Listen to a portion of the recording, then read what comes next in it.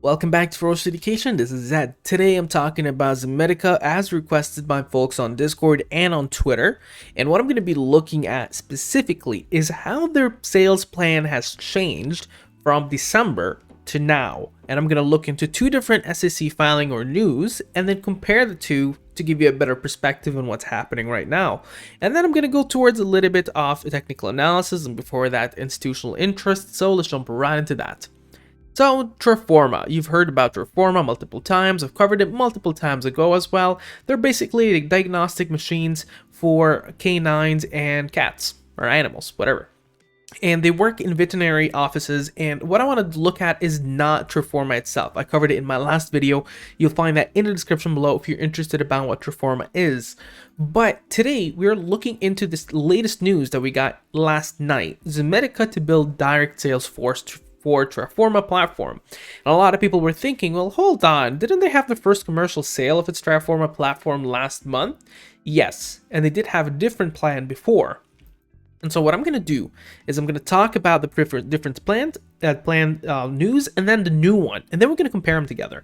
So Zomedica completes internal launch team for upcoming Treforma commercialization, and that happened on December 7th.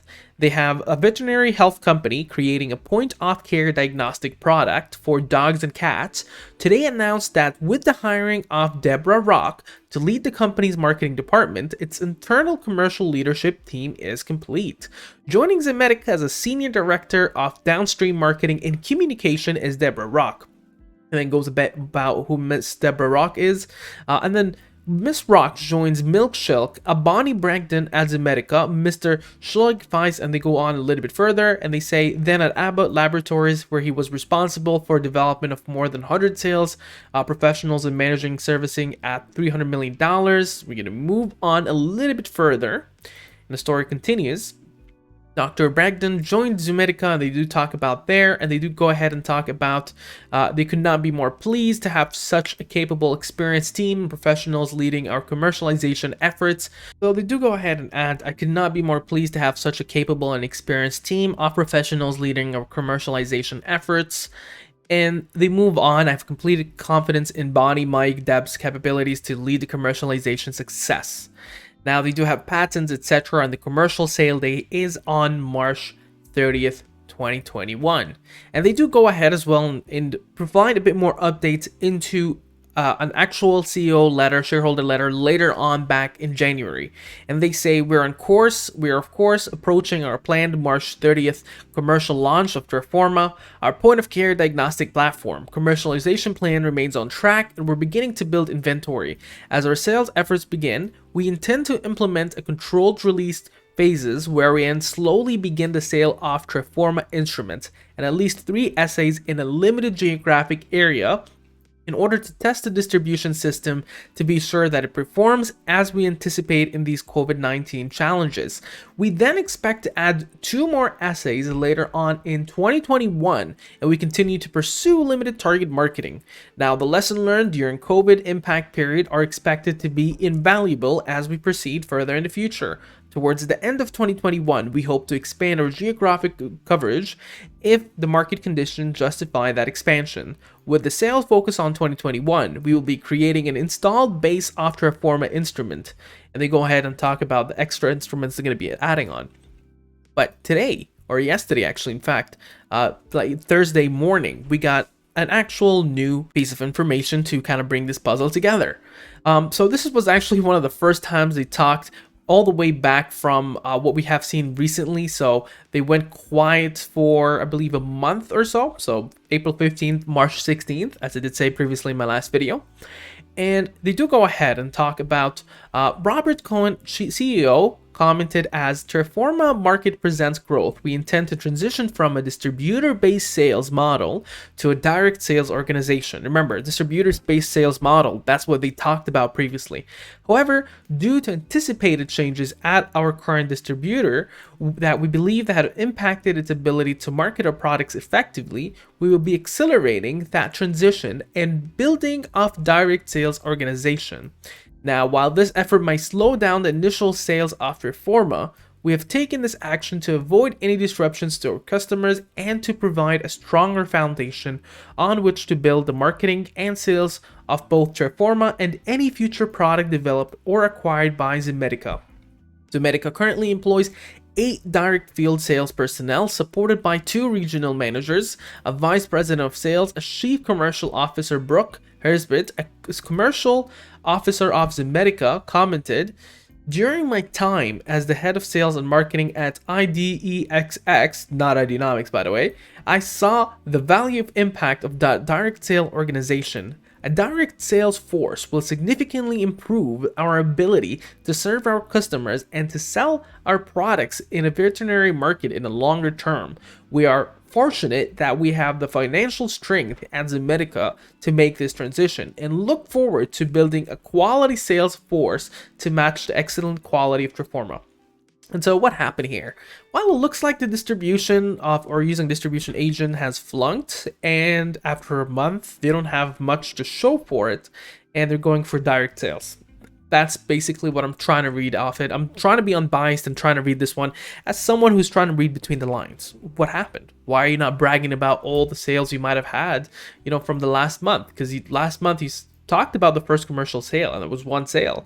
You could have come back and say, hey, we sold 100, but I don't think they did. I think that they flunked because a distributor might have not been cooperative or an experienced person or whatnot, and they're going now towards a direct sales force.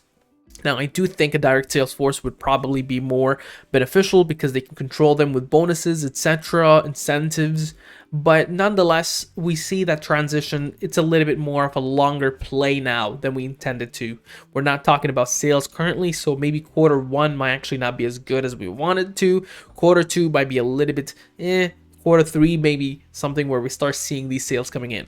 And before moving on towards institutional interest, if you'd like to see more contents like this, make sure to scroll down to and if you're enjoying this content and you would like to see more contents like this, make sure to scroll down below and click that subscribe button and turn on notifications. If you'd like to join our Discord server, you'll find it down in the description below. It's totally free, and we'll show you a little bit further on it later on in the video.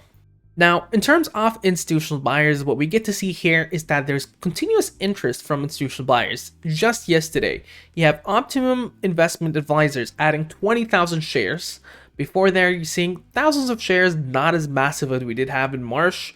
Things are looking a little bit interesting, but not a lot of action happening. So we can move on towards technical analysis. Now, I'm not going to bore you so much in technical analysis. I'll only pinpoint a few things that are really important to me. Now, on the one-day perspective, we still see that this on the ADX, you're sitting at 37.33, which is a strong negative trend. And in order to break that trend, the first level it needs to go to is the 116. Because then it sits between the trading action zone between the 10 SMA and the 30 EMA, where positive reversals are most likely. Now, momentum is negative, MACD is negative, and it looks like it's even decreasing further, and it's highly oversold.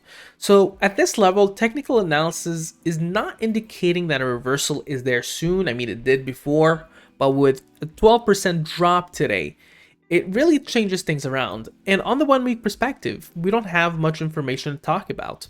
So moving averages are dropping down below. Stochastic fast are showing that it's just a falling drop, and the channel that we drew before, it's continuing on. I didn't really change it. It's just continuing on dropping downwards. And so let's take a look into what are the key supports and resistance levels. That's very important for us. We need to know where we're in trouble. Now, we can go all the way back towards almost pennies a dollar, around 6 cents. And what you're seeing here is that the first Fibonacci support next coming up is 74 cents.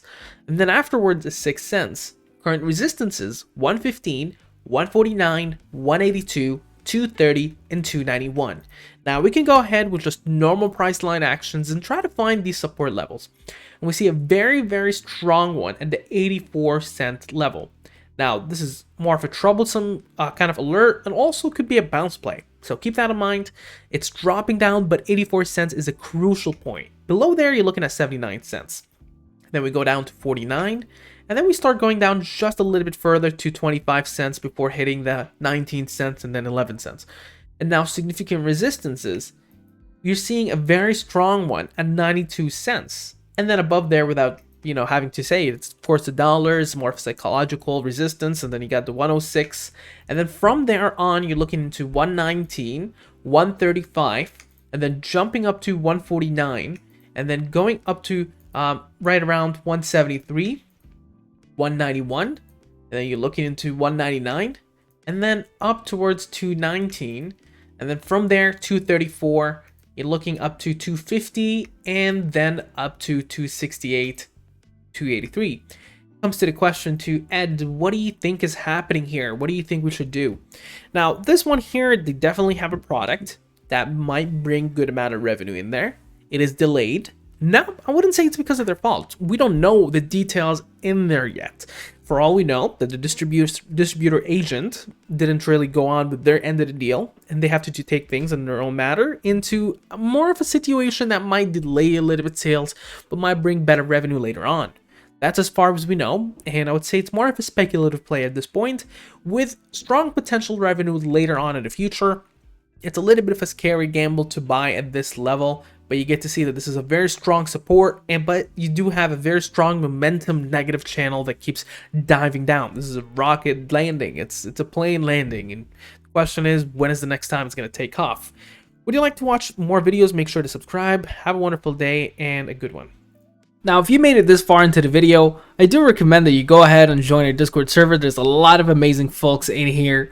We do a lot of discussions here into the trading floor throughout the day. A lot of people are in there, and we do ask questions. You can ask me any question you would like on there. We do post research and DDs, and we hold weekly chat sessions. And we also do have a lounge in there. So make sure to actually join that and join the fun there. Have a wonderful day and a good one.